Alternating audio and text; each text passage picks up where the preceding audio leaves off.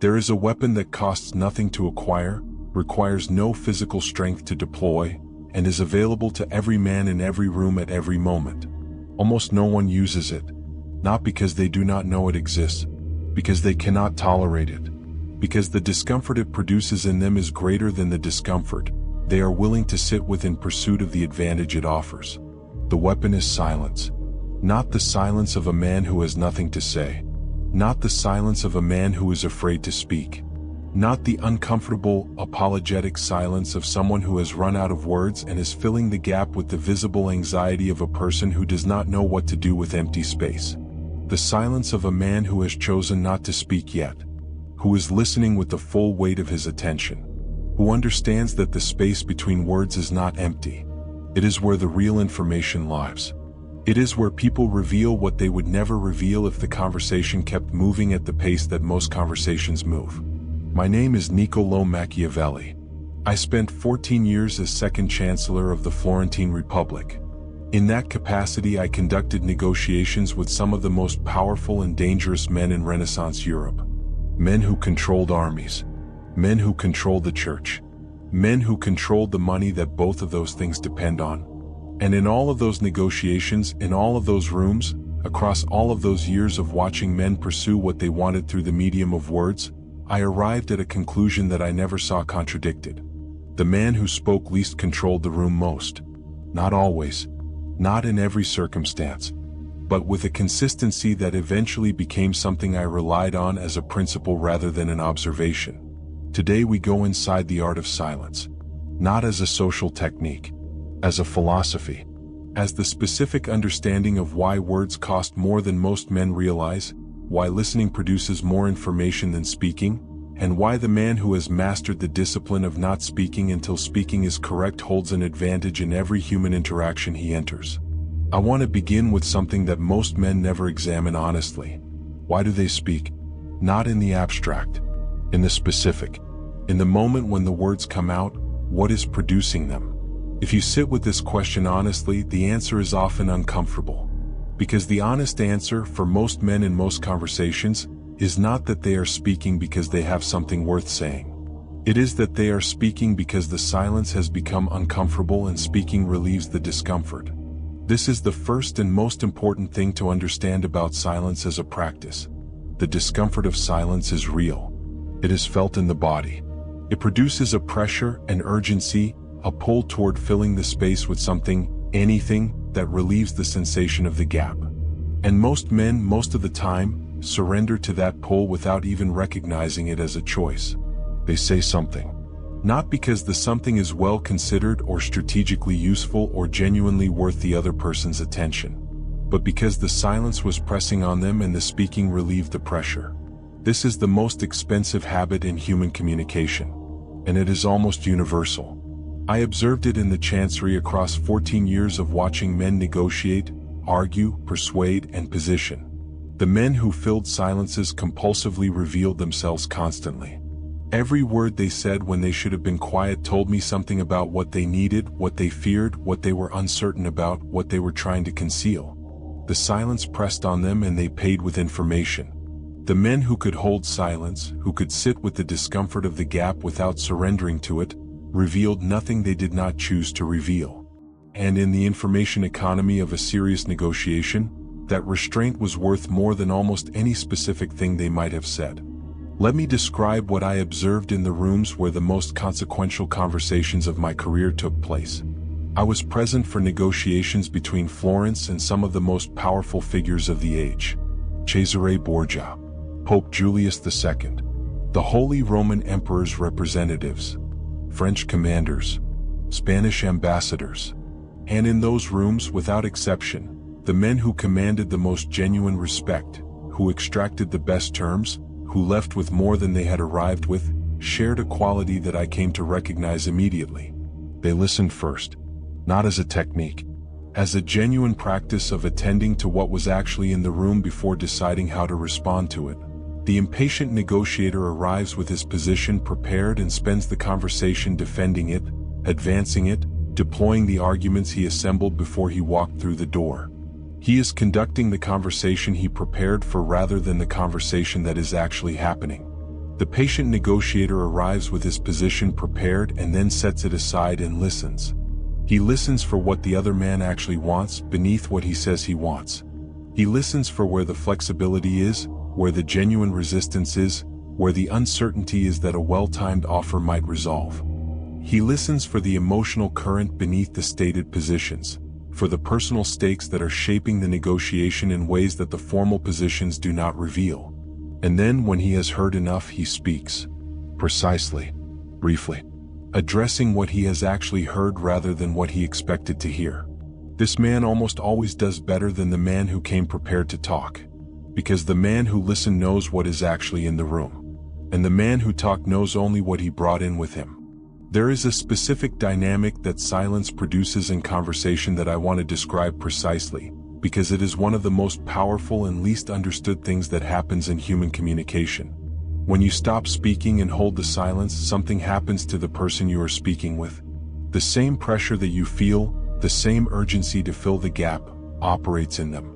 And if you have the capacity to hold the silence longer than they do, they will fill it with information they did not intend to share, with qualifications of positions they had presented as firm, with revelations of need or uncertainty or flexibility that they would never have offered if you had kept the conversation moving at its normal pace. I used this deliberately and consistently across my years of negotiation. When a man made a statement I wanted to understand more deeply, I did not respond immediately. I held the silence, sometimes for several seconds, sometimes longer, and almost always the man filled it. He elaborated. He qualified. He explained himself further. He told me things about his actual position that his opening statement had carefully concealed. Not because he was foolish, because the silence was pressing on him and he did not have the discipline to hold it. The information I gathered in those moments of held silence was frequently more valuable than anything that was said in the formal parts of the negotiation. This principle operates in every human interaction, not just formal negotiations. In conversations between two people who are drawn to each other, the man who can hold silence, who does not fill every gap with reassurance or humor or the visible anxiety of someone who needs the other person to be comfortable, creates a specific and powerful impression. He seems deep, substantial, like a man who has more going on beneath the surface than any particular conversation is accessing. Like a man who is choosing what to share rather than sharing everything because the silence is uncomfortable. That impression, created by nothing more than the discipline of not speaking when speaking is unnecessary, is one of the most compelling things a man can project. Because depth is rare. And the appearance of depth, when it is not contradicted by the substance of what is eventually said, is indistinguishable from the real thing. Though I will say this, the man who projects depth through silence and then reveals, when he finally speaks, that there is nothing beneath the surface, loses more than if he had simply talked throughout. The silence raises expectations. What follows must meet them. This is why the art of silence is inseparable from the work of becoming. You cannot sustain the impression of depth indefinitely without the actual depth to back it up. The silence creates the space. The substance fills it when filling is required. Build the substance first, then practice the silence. In that order. I want to talk about something that is rarely discussed in conversations about silence and communication, because it requires a kind of honesty that most people prefer to avoid. Most men talk too much because they are afraid. Not afraid in an obvious, visible way. Afraid in the way that operates beneath the surface, shaping behavior without ever quite rising to the level of conscious recognition. They are afraid that if they are silent, the other person will think less of them. Will conclude that they have nothing to say, nothing to offer, nothing worth attending to. They fill the silence because the silence feels to them like a verdict, like evidence of inadequacy. They talk to manage the impression they are making, to demonstrate value, to show that they are interesting, intelligent, informed, worth the other person's time. The words are not primarily communication. They are performance. And performance, as I have said in other contexts, is detectable. The person receiving the performance may not be able to name what they are detecting, but they feel it. The slightly off quality of words that are being produced to impress rather than to communicate. The subtle desperation beneath the fluency. The gap between how much is being said and how much is actually being conveyed. The man who talks to manage impressions is working very hard to seem valuable, and the effort itself undermines the goal. The man who is silent because he is genuinely attending, genuinely thinking, genuinely choosing when to speak, projects value without effort, because the restraint itself is the signal. It says without words that he is not afraid of what the silence might communicate, that he does not need to fill every gap with evidence of his worth, that he is, in the deepest sense, comfortable with himself in a way that most men are not. That comfort is compelling. Not because comfort is inherently attractive, because it is the external expression of an internal sufficiency. The settled quality of a man who does not need your approval to remain intact. I developed this capacity not through any particular insight but through the specific pressures of the rooms I spent my career in. When you are the Florentine representative in a meeting with Cesare Borgia, and Borgia is a man who has been known to make problems disappear with considerable finality, the pressure to fill silence with reassurance is enormous. I learned to hold it, not because I was naturally composed, because the cost of not holding it was too high to pay. And in learning to hold it under pressure, I learned something that no comfortable room ever teaches. Silence is not the absence of presence. It is the purest form of it. Now I want to apply this specifically to the domain of attraction and relationships, because this is where the art of silence has some of its most precise and most commonly misunderstood applications. Most men, when they are with someone, they are drawn to talk more than usual, not less. The anxiety of wanting to make a good impression, of wanting to be found interesting and valuable and worth returning to, drives them to fill every silence, to offer more of themselves than the moment requires, to ensure that she never has a moment of wondering whether there is enough here to be worth her attention. This is the exact opposite of what the art of silence would prescribe. And the results are the exact opposite of what these men are trying to produce. When a man talks more than necessary, when he fills every silence with further evidence of his worthiness, he does several things that undermine the impression he is trying to create. He gives her everything at once. There is nothing held in reserve. No sense that there are rooms she has not yet seen. No experience of depth because everything has been brought to the surface and displayed. He communicates anxiety. The volume of words is a signal. It says that the silence was uncomfortable, that he needed to fill it, that he is, beneath the fluency and the humor and the interesting things he is saying, not entirely comfortable with himself in her presence. He removes her agency. A conversation where one person is doing most of the talking is not a conversation. It is a presentation. And she is not a participant in it. She is an audience. And audiences, however entertained, do not feel the same kind of connection that participants feel. The man who practices silence in the context of attraction does something completely different. He asks genuine questions and then actually listens to the answers. Not listening in the way that prepares the next thing to say. Listening in the way that actually receives what is being said and goes somewhere with it.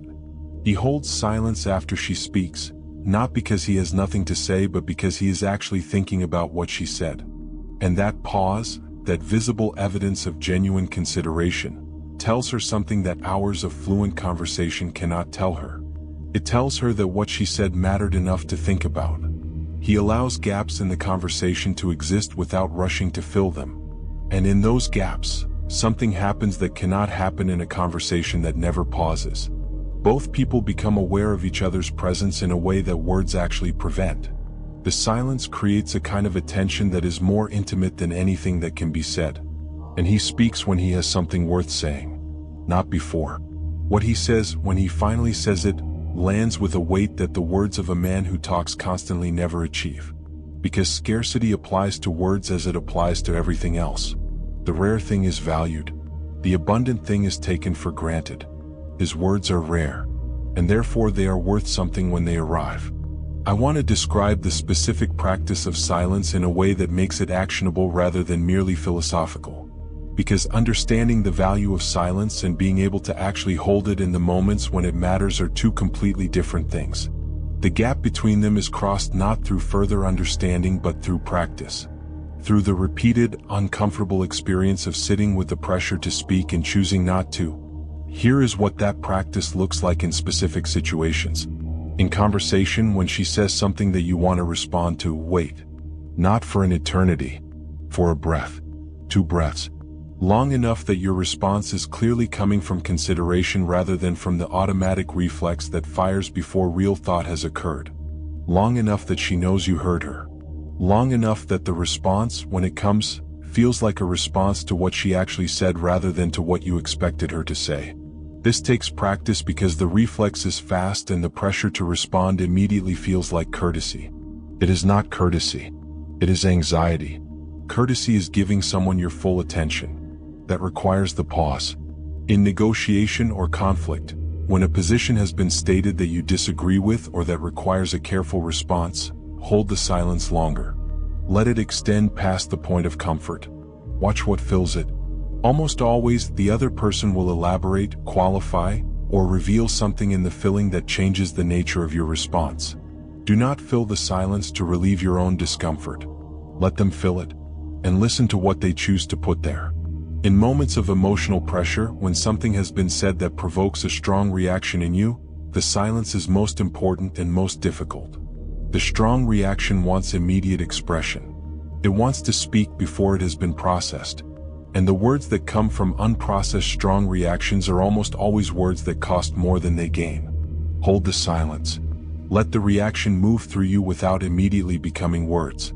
When the initial force of it has passed, what remains is usually clearer, more precise, more worth saying than what the reaction wanted to say in the first moment. This is perhaps the most valuable application of the practice. The man who can hold silence in moments of emotional pressure, who can feel the force of the reaction without immediately surrendering to it, has a quality of self-mastery that is visible to everyone in the room. And self-mastery, in every context in which human beings interact, is one of the most compelling things a man can project. There is a deeper dimension of silence that I want to address before we close. One that goes beyond strategy and communication and into something more fundamental. The man who practices silence in his interactions is developing a capacity that extends beyond those interactions. He is developing the capacity to be alone with himself without discomfort. This is rarer than it sounds. Most men fill not just the silences in their conversations but the silences in their lives. The moment of waiting becomes the moment of checking something. The quiet evening becomes the evening filled with noise from outside. The space between tasks becomes the space filled with distraction. Not because the distraction is interesting. Because the silence, the actual silence of a man alone with his own thoughts and his own company, is uncomfortable. And it is uncomfortable for the same reason that conversational silence is uncomfortable. Because in the silence, what is actually there becomes audible. The thoughts that are usually drowned out by the noise. The questions that most men prefer not to sit with. The honest assessment of where things are and whether the direction is right and what would need to change if it is not. The man who cannot tolerate silence fills it. And in filling it, he avoids the most important conversations he will ever have. The conversations with himself. I spent 3 years in exile at Sant Andrea in Percasina before I produced the work that has lasted. 3 years of a silence that was imposed rather than chosen. 3 years of being largely alone with my thoughts, my books, my memory of what I had seen and my attempt to understand what it meant. Those 3 years of enforced silence were, I understand now, the most productive of my life. Not because I was writing the whole time. Because the silence created the conditions in which real thinking becomes possible. Real thinking is not the quick kind. It is not the kind that happens in the margins of a busy life, in the gaps between inputs, in the moments between one distraction and the next. Real thinking is slow. It requires extended periods of quiet attention. It requires the willingness to sit with a question long enough that the question changes, to follow a line of thought past the comfortable first answer into the more difficult territory that the first answer was covering. This kind of thinking is only available to the man who can tolerate silence, who does not immediately fill the quiet with noise, who can sit with the discomfort of his own company long enough for something genuinely useful to emerge from it. And the thinking that emerges from that silence is different in quality from the thinking that happens in the noise. It is deeper, more honest, more willing to arrive at conclusions that are uncomfortable but true. The man who does his real thinking in silence has a quality of clarity that is visible in everything he says and does. Not because he talks about his thinking, because the thinking itself has been more thorough than what most men do, and the thoroughness shows in the quality of what follows from it. Machiavelli in exile was a man who had lost everything external. The position, the influence, the daily engagement with the political life of the city he had devoted his best years to serving. What he had not lost was the capacity to think, to observe, to sit with the silence of his farm in the Tuscan hills and let that silence work on him until what he understood became clear enough to write. He wrote in the evenings after changing into his formal robes, not for an audience he was certain of, for the work itself, because the thinking demanded expression and the silence had made the thinking possible. He was not filling the silence with the prince. He was allowing the silence to produce it. That is the deepest argument for the practice I have been describing today. Silence is not the absence of something. It is the condition for something. The condition for real listening, for real thinking, for real understanding of what is actually in the room and what is actually in yourself. The man who can tolerate it, who can sit in it without immediately filling it, who can hold it in conversation and hold it in his life, has access to a quality of information and understanding that the man who fills every silence never reaches. He hears what is actually being said rather than what he expected to hear. He understands what is actually happening rather than what he was prepared for. He knows, more honestly than most men know, who he actually is and what he is actually building and whether the direction he is pointed at is genuinely his own. That knowledge is the foundation of everything else I have talked about across every conversation on this channel. The presence that occupies a mind. The desire that is genuinely directed rather than borrowed. The patience that holds position under pressure.